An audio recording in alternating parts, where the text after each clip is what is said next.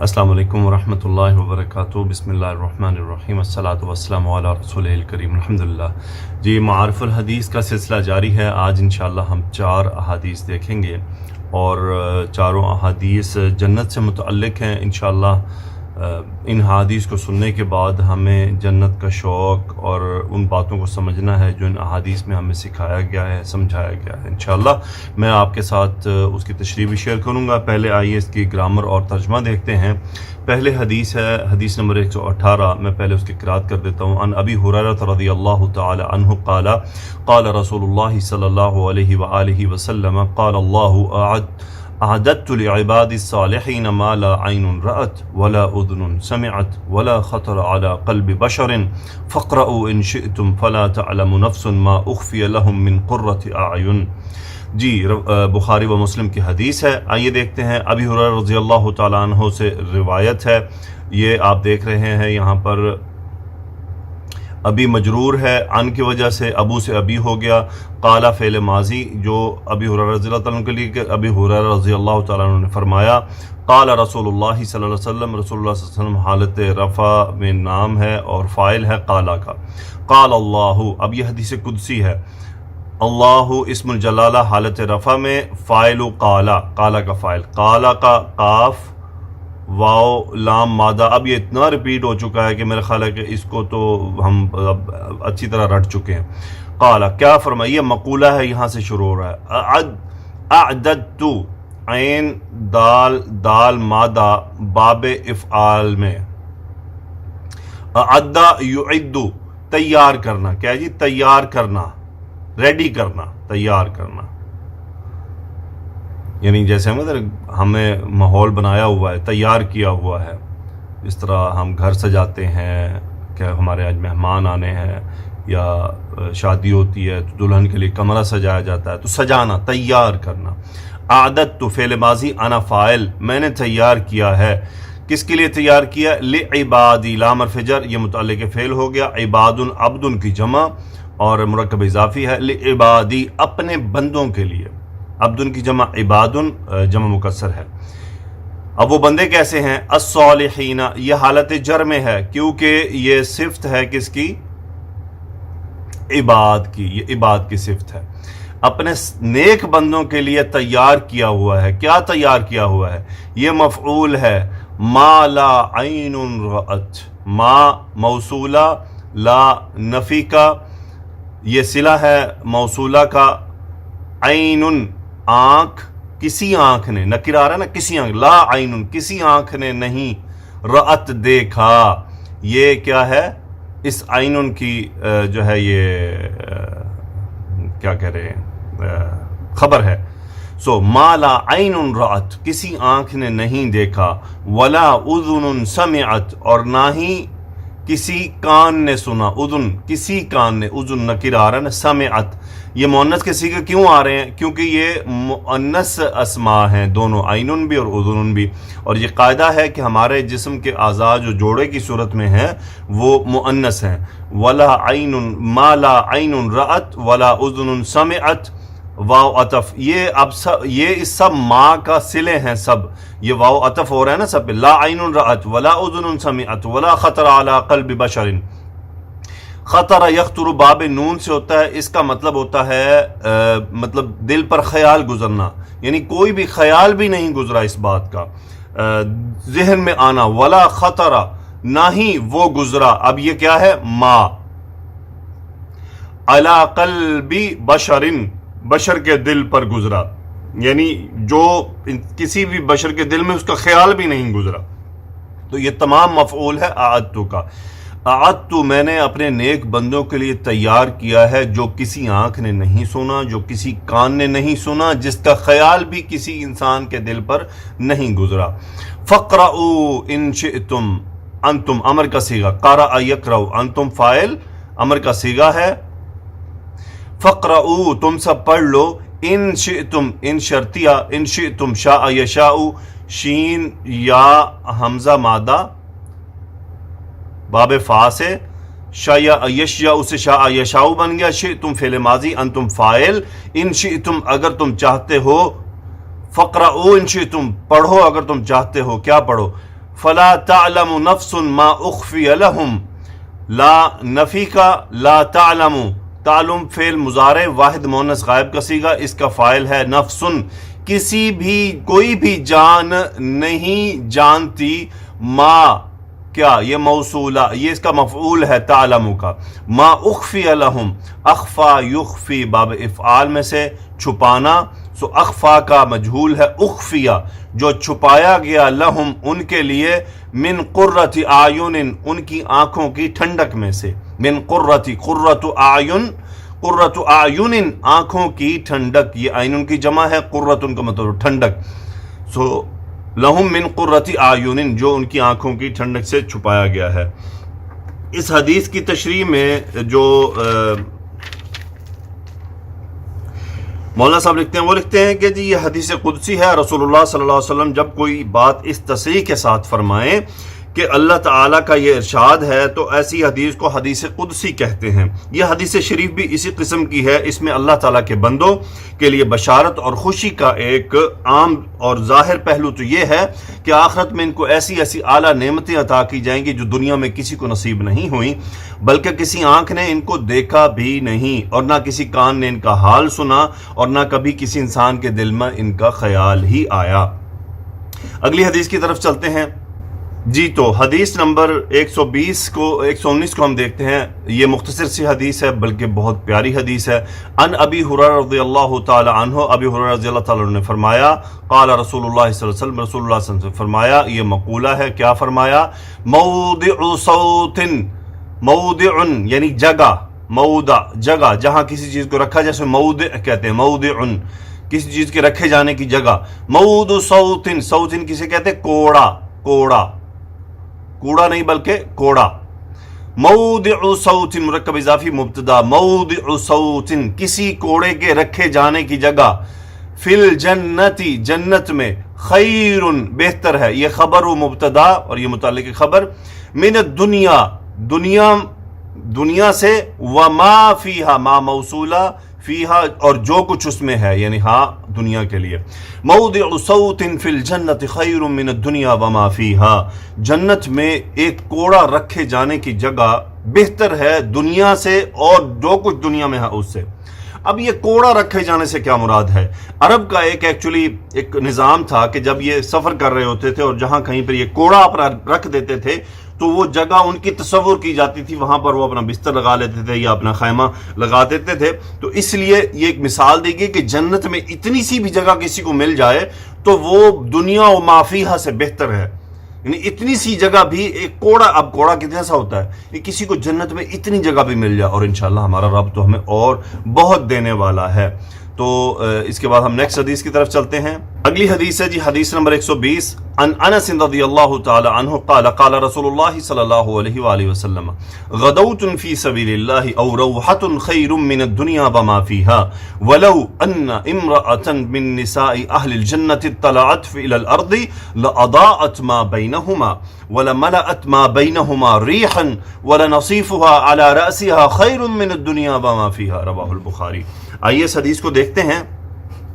انس رضی اللہ تعالیٰ عنہ فرماتے ہیں، یہ قالا ان کے لیے ہے، اور قالا رسول اللہ صلی اللہ علیہ وسلم، اس کے فاعل قالا رسول اللہ صلی اللہ علیہ وسلم، رسول اللہ صلی اللہ علیہ وسلم نے فرمایا، یہ مقولہ ہے، کیا فرمایا؟ غدوتن، غدوتن کا مطلب ہوتا ہے صبح کے وقت نکلنا، غدوتن فی سبیل اللہ، اللہ کی راہ میں صبح کو نکلنا، او یا پھر روحتن شام کو نکلنا، یہ ہوتا ہے شام کو نکلنا، یعنی صبح و شام نکلنا۔ اب اس کا ملا کے ترجمہ کیا جاتا ہے صبح و شام نکلنا، صبح و شام نکلنا۔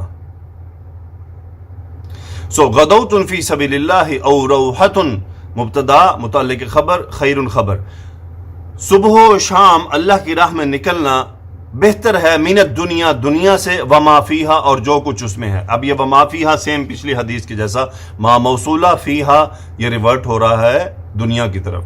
ولو ان امرأۃ، اب یہ حمزۃ الوصلہ ملا کر پڑھا جائے گا، وان امرأۃ، ولو شرطیہ ہے اگر، انا حرف تاکید، امرأۃ اسم انا کوئی عورت، ولو ان امرأۃ، سو یہ مبتدا اسم انا ہو گیا، ولو ان امرأۃ من نساء اہل الجنۃ، اب یہ کیا ہے؟ مرکب اضافی ہے نساء اہل الجنتی، یعنی اہل جنت کی عورتوں میں سے کوئی عورت، اب یہ خبر آ رہی ہے، اطلعت، اطلع یطلع، ظاہر ہونا، یعنی ایک تو ہوتا ہے نا طلوع ہونا، اس کا مطلب ہوتا ہے پردے سے سامنے آ جانا، یعنی اطلع یطلع، سامنے آ جانا، یعنی کوئی آدمی آ رہا تھا وہ ایک دم آپ کے سامنے ظاہر ہو گیا۔ سورج کا طلوع ہونا وہ ہے طلع یطلع، اور یہ ہے اطلع یطلع۔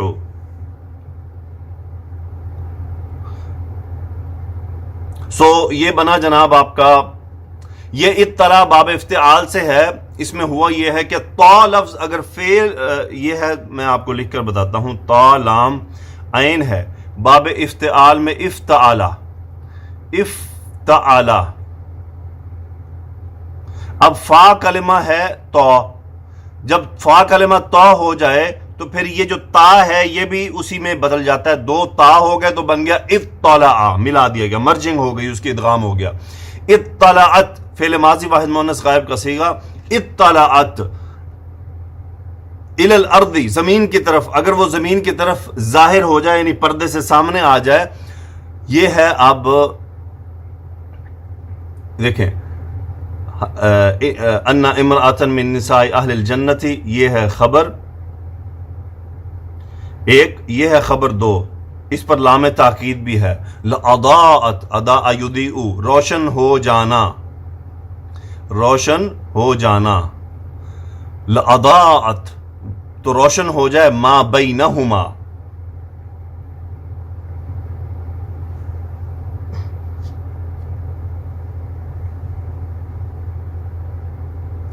ما بینہما، بینہما سے مراد کیا ہے؟ زمین و آسمان، ہما زمین و آسمان کی طرف یہ ریورٹ ہو رہے ہیں، زمین آسمان۔ لأضاءت ما بینہما، ما موصولہ، یہ ایکچولی اب فائل ہے بینہما، یعنی زمین و آسمان کی طرف، اور یہ دونوں چونکہ مؤنث ہیں۔ لأضاءت ما بینہما، روشن وہ روشن ہو جائے جو کچھ زمین و آسمان کے درمیان ہے۔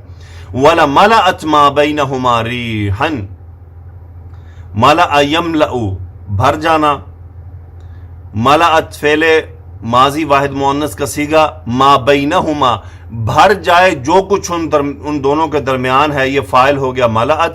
ریحن، ریحن کہتے ہیں کس سے؟ خوشبو، خوشبو سے۔ ملأت ما بینہما ریحن، جو کچھ درمیان میں ہے، ریح بیسیکلی ہوا کو کہتے ہیں لیکن یہ اس کی خوشبو سے مراد ہے۔ وَلَنَصِيفُهَا عَلَى رَأْسِهَا خَيْرٌ مِّنَ الدُّنْيَا وَمَا فِيهَا، لام پھر تاکید کا، یہاں پہ بھی لام تاکید کا ہے۔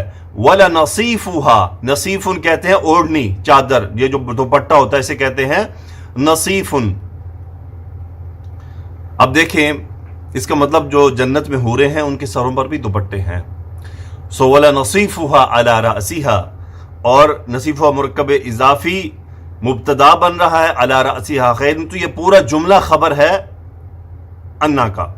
سو وَلَنَصِيفُهَا، اور اس کی اوڑھنی، علی رأسها جو اس کے سر پر ہے، خیر بہتر ہے، من الدنیا دنیا سے، وما فیہا اور جو کچھ اس میں ہے۔ یعنی اس حدیث کا مطلب کیا ہوا؟ غدوۃ فی سبیل اللہ او روحۃ خیر من الدنیا وما فیہا، اللہ کی راہ میں صبح و شام نکلنا بہتر ہے دنیا سے اور جو کچھ اس میں ہے۔ ولو ان امرأۃ من نساء اہل الجنۃ اطلعت الی الارض، اگر جنت کی عورت، جنت میں سے کوئی عورت ظاہر ہو جائے زمین پر، لأضاءت ما بینہما، تو روشن ہو جائے جو کچھ اس کے آسمان و زمین کے درمیان ہے۔ وَلَمَلَأَتْ مَا بَيْنَهُمَا رِيحًا، اور جو کچھ زمین و آسمان میں ہے وہ خوشبو سے بھر جائے۔ وَلَنَصِيفُهَا عَلَى رَأْسِهَا خَيْرٌ مِّنَ الدُّنْيَا وَمَا فِيهَا، اور جو اوڑھنی، جو دوپٹہ اس کے سر پر ہے وہ بہتر ہے دنیا اور جو کچھ اس میں ہے۔ اس حدیث کی تشریح میں بیسیکلی یہاں پہ میں پڑھ رہا تھا، علماء فرما رہے ہیں، عالم صاحب فرماتے ہیں کہ اس حدیث سے مراد ہے کہ اللہ کی راہ میں صبح و شام نکلنا یہ دنیا کے تمام ہر کام سے بہتر ہے۔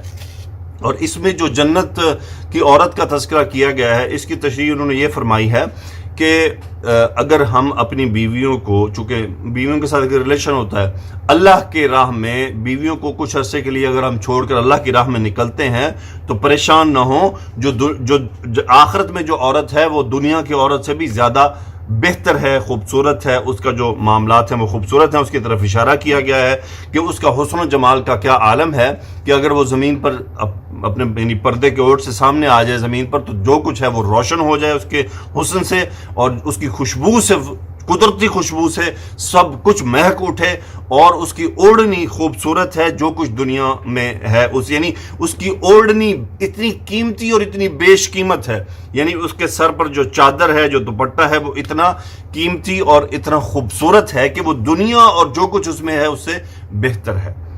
تو یہ بیسیکلی مومن بندے کو ایک موٹیویٹ کیا گیا ہے کہ وہ اللہ کی راہ میں نکلتے ہوئے پریشان نہ ہو، بلکہ وہ اللہ کی راہ میں وقت لگائے. عن ابی ہریرہ رضی اللہ تعالی عنہ عن النبی صلی اللہ علیہ وسلم قال ان فی الجنة لشجرة يسير الراكب في ظلها 100 سنة ولقاب قوس احدكم في الجنة خير مما طلعت عليه الشمس او تغرب. یہ حدیث ہے، ابی ہریرہ رضی اللہ تعالی عنہ راوی ہیں، بخاری و مسلم کی حدیث ہے. عن النبی صلی اللہ علیہ وسلم قال، رسول اللہ صلی اللہ علیہ وسلم سے روایت ہے، قال فرمایا، ان فی الجنت، ان حرف تاکید، فی الجنت جنت میں، لشجرۃ، اب یہ انا کی وجہ سے یہ نصب ہو رہا ہے، سو یہ اسم انا ہے. ان فی الجنت لشجرۃ، جنت میں ایک درخت ہے. یسیر الراکب، سارا یسیر یعنی چلنا، یسیر فعل مضارع واحد مذکر غائب کا صیغہ، راکب سوار، یسیر الراکب یہ فاعل کے وزن ہے، راکب سواری کرنے والا، یسیر الراکب سوار چلتا ہے، فی ظلھا، ظل سایہ، فی ظلھا اس کے سائے میں، 100 سنۃ 100 سال. یعنی جنت میں ایک درخت ہے کہ جس کے سائے میں راکب سوار جو ہے وہ 100 سال تک اس کے سائے میں چلتا رہے گا. وَلَقَابُ قَوْسِ أَحَدِكُمْ، یہ دوسری خبر ہے انا کی، یہ ہو گیا فی الجنتی متعلق خبر، یہ ہے اسم انا.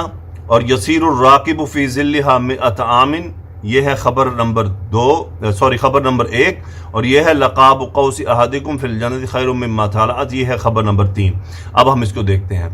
قاب قوس احدکم، یہ پورا مرکب اضافی ہے، لام حرف تاکید ہے. قاب قوس کہتے ہیں، قاب قوسن، یہ قاب قوسن جو ہوتی ہے کمان کو کہتے ہیں، تیر کا جو کمان ہوتا ہے نا اسے قاب قوسن کہتے ہیں، کمان جو ہوتا ہے. سو قاب قوس احدکم، تم میں سے کسی کی کمان، فی الجنتی جنت میں، بہتر ہے، خیرن. اب یہ پورا چونکہ جملہ خبر ہے تو یہ خیرن خبر ہے قاب قوسن کی، خیرن بہتر ہے، من حرف جر ما، اب یہ متعلق خبر ہے، مما طلعت، ما موصولہ، طلعت فعل ماضی واحد مؤنث غائب کا صیغہ، مما طلعت علیہ الشمس، الشمس فاعل ہے طلعت کا، کہ سورج طلوع ہو، جو سورج طلوع ہو، او تغرب، غرب یغرب، باب نون سے غروب ہونا، او تغرب یعنی سورج کے طلوع ہونے یا غروب ہونے سے بہتر ہے جنت میں اس کے لیے ایک کمان کا حصہ. اس کی حدیث کا مقصد دنیا اور اس کی راحتوں اور لذتوں کے مقابلے میں جنت اور اس کی نعمتوں کی بالا تری بیان فرما کے اس کا شوق دلوں میں پیدا کرنا ہے. اس سلسلے میں پہلی بات یہ بیان فرمائی گئی کہ اللہ تعالیٰ کی جو نعمتیں اور راحت کے جو سامان اپنے بندوں کے لیے جنت میں پیدا کیے گئے ہیں، ان میں سے ایک جنت کے وہ طویل و عریض سایہ دار درخت ہیں جن کا سایہ اتنے وسیع رقبہ پر پڑتا ہے کہ سوار 100 سال بھی اس کو طے نہیں کر سکتا. اور دوسری بات یہ فرمائی گئی کہ جنت میں ایک کمان کی جگہ دنیا و ما فیہا سے بہتر ہے. ابھی اوپر عرب کے دستور کے مطابق ذکر کیا جا چکا، کوڑے کے مطابق کوئی اگر کوڑا رکھ دیتا ہے. اسی طرح ایک دستور تھا کہ جب کوئی پیدل آدمی کسی جگہ منزل کرنا چاہتا ہے تو وہ اپنی کمان وہاں ڈال دیتا، اور اس طرح وہ جگہ اس کے لیے مخصوص ہو جاتی. بس اس حدیث میں کمان کی جگہ سے مراد گویا ایک آدمی کی منزل ہے، اور مطلب یہ ہے کہ ایک پیادہ مسافر کمان ڈال کے جتنی جگہ کا مستحق ہو جاتا ہے، جنت کی اتنی مختصر جگہ بھی اس کے لیے اس سے بہتر ہے. تو الحمدللہ آج ہم نے 4 احادیث دیکھی. نیچے کامنٹ ضرور کیجئے گا کہ یہ سلسلہ بہتر ہے یا وائٹ بورڈ والا سلسلہ بہتر تھا. میری اپنی اگر آپ رائے لیجئے تو یہ سلسلہ تھوڑا سا بہتر ہے اس کی نسبت. اس میں ایک تو یہ ہے کہ جدید ٹیکنالوجی کا استعمال ہے اور کم وقت میں زیادہ کام ہو جاتا ہے. تو مجھے امید ہے آپ کو بھی بہتر لگا ہوگا, اور اگر آپ کی کوئی سجیشن ہو تو وہ ضرور دیں, نیچے ویڈیو میں کامنٹس میں لکھیں. جزاکم اللہ خیرا. سبحانک اللہم و بحمدک اشہد ان لا الہ الا انت استغفرک و اتوب الیک. اللہم صلی علی سیدنا و مولانا محمد و علی آلہ و اصحابہ و بارک وسلم تسلیما کثیرا. آمین یا رب العالمین.